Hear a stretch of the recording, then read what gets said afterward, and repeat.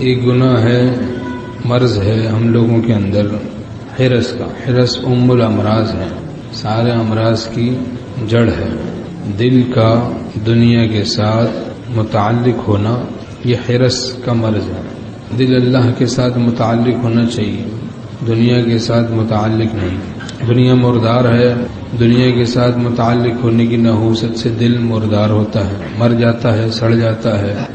اور زندہ حقیقی خالق دنیا کے ساتھ، حی القیوم کے ساتھ دل متعلق ہوتا ہے تو دل زندہ ہو جاتا ہے، دل میں زندگی آ جاتی ہے۔ روح جب قرب الہی پائے گی، زندگی میں زندگی آ جائے گی۔ اس کا علاج کیا ہے کہ خرچ کو گھٹانا، خرچ کو گھٹائیں۔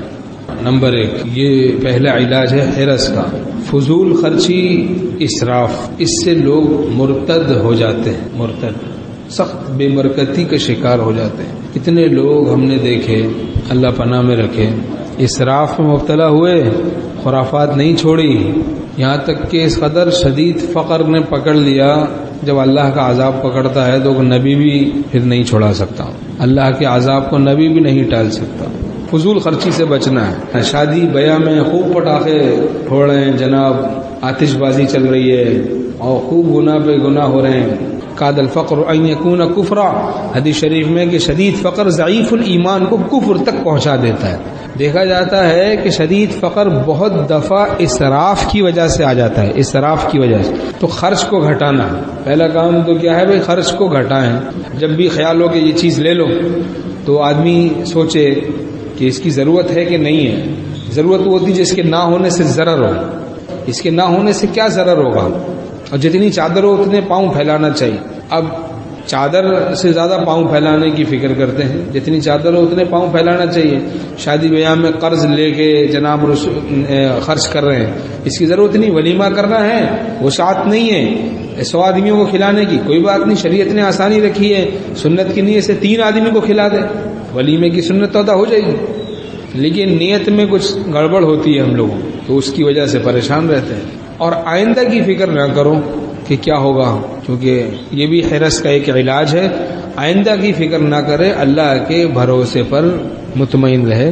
اور یہ سوچنا حرص کا ایک علاج ہے کہ حریص ذلیل و خوار رہتا ہے، کہ جو مال کے چکر میں ہر وقت دل مال مال مال مال کے چکر میں ہے، حرص کے چکر میں ہے، دنیا کے ساتھ متعلق ہے، تو وہ ذلیل و خوار رہتا ہے، خود تو خوار رہتا ہے، لوگوں کی نظر میں ذلیل رہتا ہے۔ تو حرص سے جبھی بچنا چاہیے۔ اور حکیم علامہ تھانوی رحمۃ اللہ فرماتے تھے کہ ایک علاج یہ ہے کہ جتنا پورا کرو گے حرص کو اتنا مرض بڑھے گا، جیسے خارش، جتنا کھجاؤ اتنا مرض بڑھتا ہے۔ تو صافی پیے آدمی، صافی خون صاف ہو جائے گا تو پھر وہ خارش جاتی رہے گی، ورنہ آدمی ایک جگہ اوپر سے مرہم لگا دیا، ختم ہو گیا، دوسری جگہ پیدا ہو گیا مرض، خارش مستقل کہیں نہ کہیں بیماری پیدا ہوتی رہے گی۔ اور صافی پی لی، صاف ہو گیا خون، اب جان چھوٹ گئی۔ تو ایسے اللہ کے عشق اور محبت کی، تقوی کی، خوف خدا کی صافی کسی اللہ والے سے تعلق کر کے پئیں گے ہم لوگ، تو پھر یہ خرابی جو مستقل ہے، بار بار کی پریشانیاں دور ہو جائیں گی۔ جب کسی سے لو لگا لی جائے گی تب یہ آشفتہ خیالی جائے گی۔ اور آخری علاج یہ ہے حرص کا کہ جب توجہ غیر اللہ کی طرف جائے، ہٹا کے اللہ کی طرف کر لی جائے۔ جب توجہ غیر اللہ کی طرف جائے، مخلوق کی طرف جائے کہ بھئی وہاں سے کام بن جائے، وہاں سے کام بن جائے، وہاں سے کام بن جائے، وہاں سے کام بن جائے، ہر بے کس و مجبور کی کرتے ہو خوش آمد، ایک صاحب قدرت کو منع کیوں نہیں لیتے۔ اللہ غیور ہے، غیرت والا ہے، جو اللہ کے سامنے سجدہ ریز ہونا سیکھ لیتا ہے، خدا پھر اس کو غیروں کے سامنے سجدہ کرنے ہی نہیں دیتا۔ جو اللہ کے سامنے راکع ہونا، رکوع کرنا سیکھ لیتا ہے درد دل سے، پھر خدا تعالیٰ اس کو غیروں کے سامنے راکع ہونے، جھکنے نہیں دیتا۔ جو اللہ کے سامنے دعا کرنا سیکھ لیتا ہے درد دل سے، خدا تعالیٰ غیور ہے، غیرت والا ہے، پھر اس کو غیروں کے سامنے بھیک مانگنے سے بچا لیتا ہے۔ تم نے اپنا بنا کے چھوڑ دیا، کیا اسیری ہے کیا رہائی ہے۔